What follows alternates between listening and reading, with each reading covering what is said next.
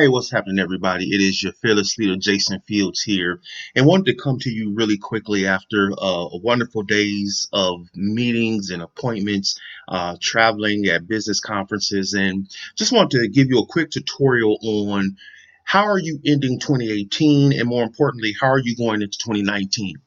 And when I say how are you going into 2019, I really want you to explore this question.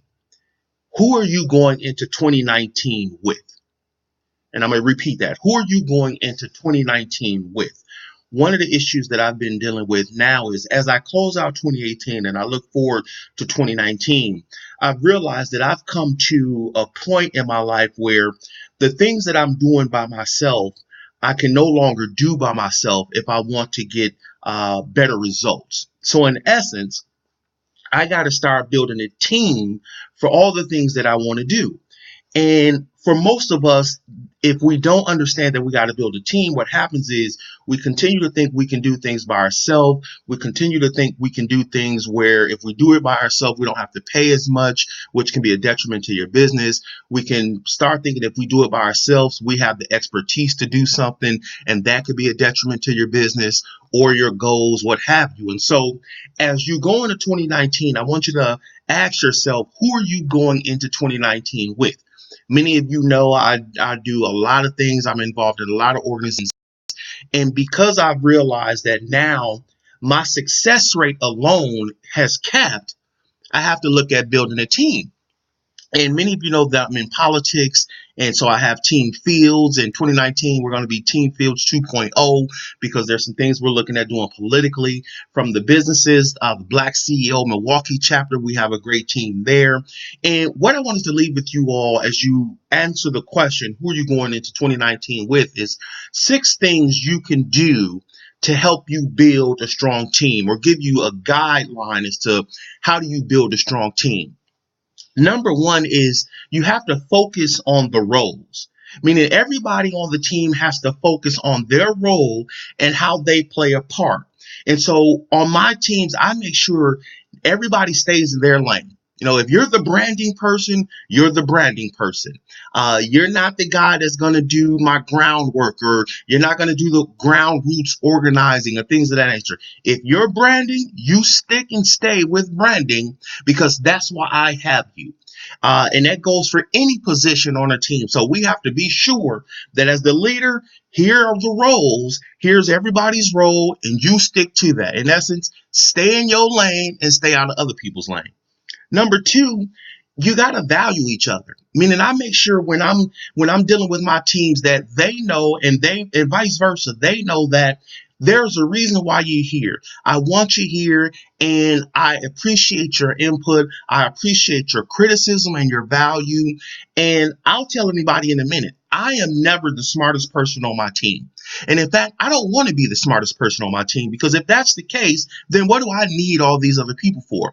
And so we have to value each other. I value their critique. I value their criticism. I want it because it makes us better. So number two, you got to value each other. Number three, which is huge, communication. I can't tell you how often I'm communicating with my team via text, email, phone calls, social media. And usually what we're doing is we're keeping each other abreast. We're keeping each other on point. We're keeping each other abreast of information, current events, events that happened in the past, the strategy, the game plan we laid out, where we're at. And so communication is key. And if there's a breakdown in communication and making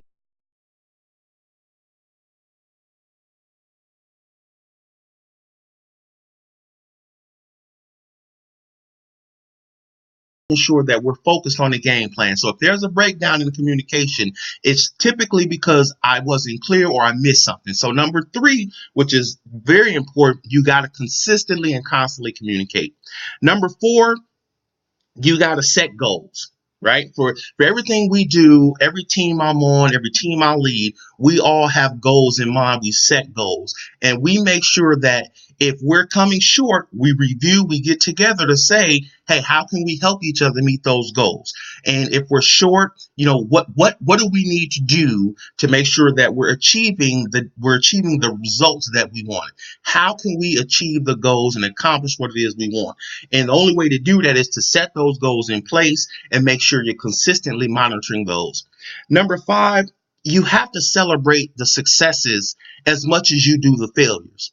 You have to look at the failures as a learning point. What could we have done better? Again, as the team leader on many of the teams I'm on, if we fail or we miss the mark, typically because as the team leader, I'm not managing something correctly, then that's on me. And the successes, that's on my team. Politically, case in point, I have a great political team, from Jen Broberg to Brian Shepard to Simon, many of you know as Black Art, Calvin Lee.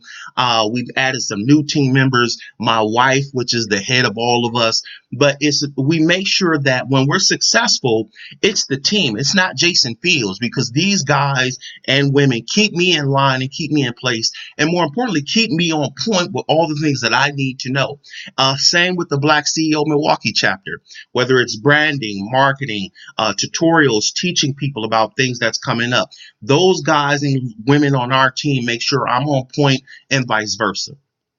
Finally, the last issue is you have to know each other, right? So it's not just about business. I found that when our teams, we know each other, we spend time with each other. And in fact, as team leader, what I typically do is periodically we get together to have team meetings. And it may be at a restaurant where it's not necessarily all business, but it's, hey, how are you doing? What do we need to do? What's your assessment of where we're at and where we're going? And more importantly, it's for them to vent. It's for them to let people know what's going on with them. And what happens is we become like a family. We become like a unit. And so if there's issues or there's breakdowns in communication with team members, if there's an issue, we're comfortable enough with each other to let each other know, hey, listen, this is the issue we're having, and here's how we need to get over it. And so when you're building a team, if you follow those 6 steps, number one, focus on the roles. Number two, value each other, meaning your people have to know why they're there. Number three, consistently communicate. Number four, you got to set goals. You've got to set goals. Coming in 2019 is coming. What is it you or guys, or what is it you women want to accomplish as a unit, as a team? What's the goal? What's the end result that you're chasing? Number five, celebrate the successes and learn from the failures. And number six, you got to know each other. And so I wanted to just give you all that because that's on my mind. And I want to talk to you as 2019, as you go into it, ask yourself, who are you going into 2019 with? Because for many of you, it may be time that you enhance, build, replace, recruit, or create a better team. Peace.